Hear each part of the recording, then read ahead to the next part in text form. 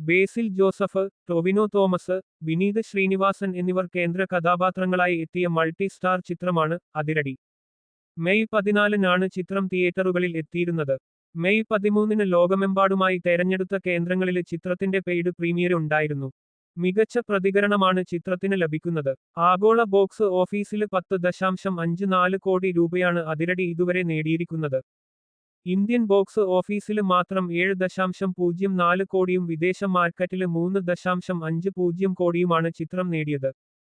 ഒരു mass comedy campus action entertainer ആയൊരുങ്ങിയ ചിത്രം നിർമ്മിച്ചിരിക്കുന്നത് ഡോക്ടർ അനന്തു എന്റർടൈൻമെന്റ്സിന്റെ ബാനറിൽ ഡോക്ടർ അനന്തു എസും ബേസിൽ ജോസഫ് എന്റർടൈൻമെന്റ്സിന്റെ ബാനറിൽ ബേസിൽ ജോസഫും ചേർന്നാണ്. നവാഗതനായ അരുൺ അനിരുദ്ധൻ ആണ് ചിത്രം സംവിധാനം ചെയ്തിരിക്കുന്നത്.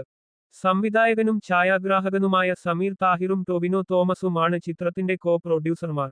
സാംബോയ് എന്ന് വിളിപ്പേരുള്ള ഒരു കോളേജ് വിദ്യാർത്ഥിയായാണ് ബേസിൽ ഈ ചിത്രത്തിലഭിനയിക്കുന്നത്. ശ്രീകുട്ടൻ വെള്ളായണി എന്ന ഗായകനായി ടൊവിനോ തോമസ് എത്തുമ്പോൾ വിനീത് ശ്രീനിവാസൻ ആയി തന്നെയാണ് വിനീത് ചിത്രത്തിൽ വേഷമിടുന്നത്. ചിത്രത്തിലെ നായികയായ റിയ ഷിബുവിന്റെ കഥാപാത്രത്തിന്റെ പേര് സ്വാതി ആർ കൃഷ്ണ എന്നാണ്. സംഗീത സംവിധായകൻ ഷാൻ റഹ്മാനും ചിത്രത്തിൽ വേഷമിടുന്നുണ്ട്.